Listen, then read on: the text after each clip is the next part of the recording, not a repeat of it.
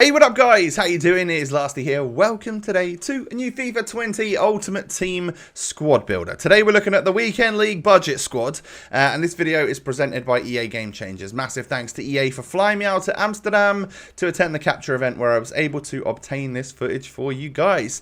If you do enjoy, hit me with a thumbs up. I'd really appreciate it. And of course, don't forget to subscribe to the channel if you're new around here. Those are the two things that I ask from you guys. And the third thing that I'll ask from you is to enjoy yourself. Enjoy the video. So let's get into it, shall we? Now, I've put Weekend League Budget Squad. Now, it's a budget.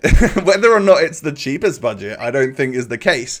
But there are some players in here that I think will cost a pretty penny. But it's like a OP Weekend League squad that is a squad that's Weekend League ready, that I think you could do quite well in the Weekend League with, but it does have a few players that aren't going to be super cheap, and there are a couple of slightly higher rated ones in here and slightly more popular players. So yeah, bear with me on this. You know, it's not a perfect science. When you're at the capture event and you've got all the icons and all the high rated players at your disposal, looking at some of these players, you think, yeah, they'll be cheap. Then you get it home and you're like, actually, these are going to be pretty expensive. So yeah, this is not going to be the cheapest squad. Who knows? Maybe this squad comes out at 100k. Maybe it comes out at 200k. Maybe it's 50k. I don't know. You just don't know until the full game's out, do you? But basically, we've started with Areola in goal, and then in this 4-5-1, we've got Wendell at left back. Now, I don't think them two are going to be particularly expensive. I also don't think Malqui is going to be that expensive. 85 pace, 74 defending, 75 physical. That's a pretty solid starter right back. And knowing that he's going to get a good link to someone going forward up the pitch, he is going to be of some popularity on this game. So then we've got two players which I do think are going to break the bank somewhat. We've got very Weekend League ready players here in, well, we've got Kimpembe, you know. He's 82 rated, he's got 75 pace, 81 defending, 83 physical, and he's 6'2". Knowing how popular he became at the very end of FIFA 19 with that pink card that he had, I do think people are going to remember him and want to get him in their squad. And of course, he gets the perfect link to Areola. So yeah, he's going to be popular. And then we have Marquinhos, which is actually a walkout level player. But I figure by the time the first Weekend League comes around, I think some of you will have been able to trade enough, or you'll have got lucky enough with some rewards that you'll be able to afford a player like this. 74 pace, 86 defending. He's not the tallest, but alongside Kimpembe, I think that's a great partnership. And if you can afford something like that, then you're really doing quite well at the start of the game.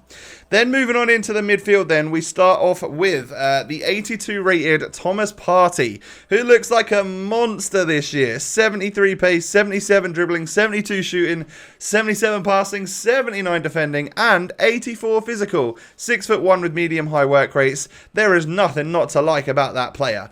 I think he's going to be great, and he does have a couple of very, very good links as well. We then have Leon Bailey joining the squad, who gets a strong link to Wendell, the left back, so we know that that's going to work out a treat for us in this 4-5-1.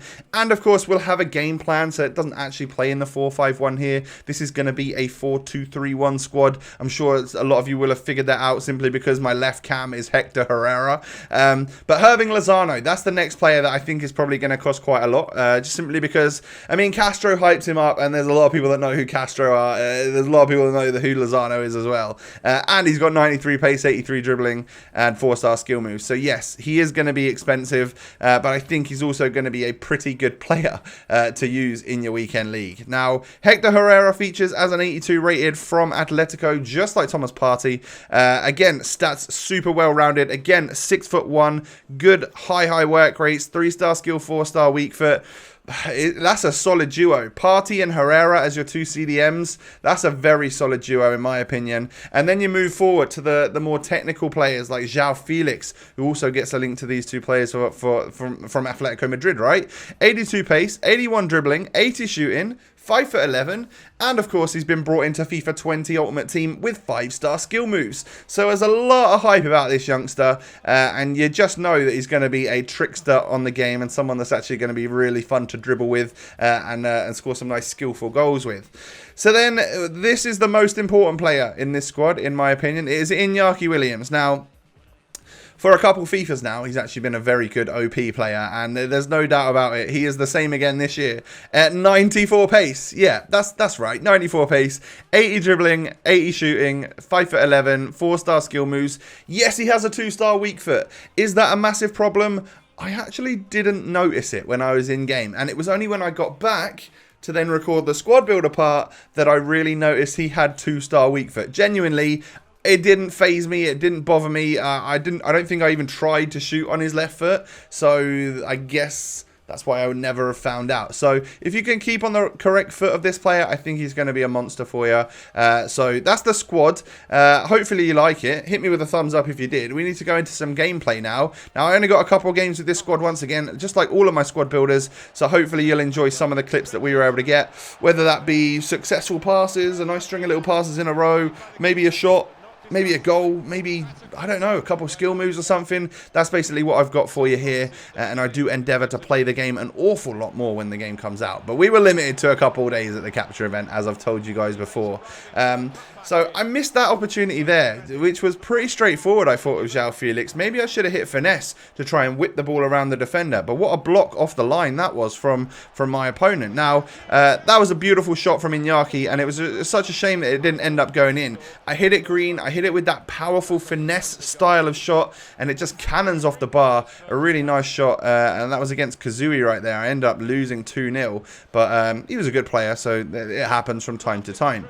Now we get through here and try that shot with Lozano. A bit silly. I probably should have cut it back, maybe gone for the sweat across to Inaki, but it's good to try these things, try different things out. I'm playing the 4-2-3-1 with this squad, and I've actually switched Lozano and Bailey, because I wanted to have the ability to cut inside and shoot on the strong foot of the players, especially knowing that finesses are pretty powerful this year. So that's exactly what I did, and I feel like I got quite a bit of success from that, more so than like on the last FIFA. I would have been tempted to keep them on the correct side, so Bailey left-footed on the left, and then Lozano out on the right, and then I'd have just run down the line, cross the ball in, and then it would have been golden. But I didn't necessarily want to do that this year, because cutting it in and using a finesse shot could be probably more useful than trying to cross the ball in.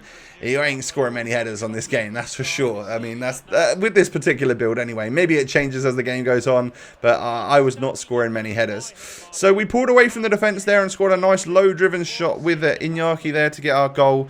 We push forward to try and get another one here. Lozano picks the ball up, knocks it into João Felix, and I mean, we've got some skills here. We've got 4-star skills or above on all of our like front four. And this is an attempt of a free kick that I had, I think, with Leon Bailey. Now, he doesn't have the greatest of free kick stats, but I tried to hit something nice, and it was really going quite nicely into the corner, but maybe not quite enough, or not enough power, and I'm not sure I timed it brilliantly. So maybe that was the issue there, as to why that one didn't go in. We kind of get lucky here to pick the ball back up, and I hit it first time with João Felix, because I was about to get tackled.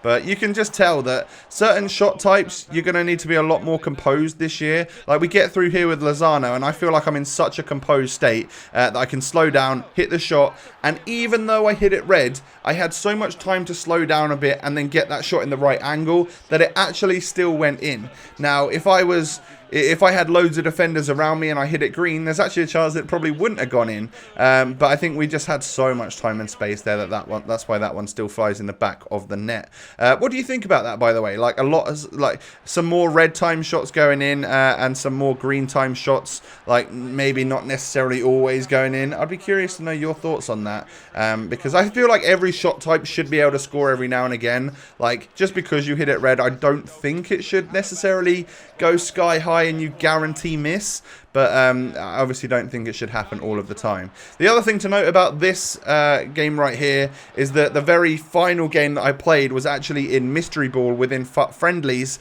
So I don't think Hector Herrera is going to be scoring goals like that all the time. But if you play the new game mode, which is Mystery Ball, then I think you could also have quite a lot of fun. And that's what we do for the rest of this video. So I played a couple classic matches, and then someone wanted a game. I think Maxime wanted a game on Mystery Ball. So that's what we did there. And it's very fun, I'm not gonna lie. It is super fun, knowing that you've got like a crazy shooting boost, and or knowing your opponent's got that, and you've really desperately got to try and get in the way so they don't score the goal. It is honestly some of the most fun I've ever had on FIFA, and knowing that I can use my actual ultimate team, go into it in the menus, and actually play against people online in these fun game modes. I hope that brings a level of casual play back to the game, because I know that we've gone super competitive in the last couple of years, and as good as that is, and as like I feel like there's quite a lot of gratification if you win like a competitive match. You feel good about it a lot of the time. You know, you feel like you've earned something, especially with the rewards. Bringing it back and having a nice competitive, a nice casual game mode is definitely something that we're all interested in, right? Being able to relax on Ultimate Team, but still use our squad and not have to move out to just the kickoff area or pro clubs or something. So yeah, in my opinion, good shout, and I hope a lot of people play those game modes. I think I will be playing it a fair bit as well. Guys, that is going to wrap things up for the squad builder today. Let me know what you think of this team, by the way. I actually really liked it, and I know it's going to cost a little bit more than just a budget entry-level starter team, but a good weekend league ready team, right? This is the sort of thing you want to aim for that first weekend league, and it's going to take a bit to get players like this, but this is going to be my sort of aim anyway. I'm going to aim to try and get some decent players that can really help me out against those people that just whack the old credit cards on at the start of the game and go on the highway to glory as opposed to the road to glory. Yeah, guys, if you do enjoy, hit me with that thumbs up button.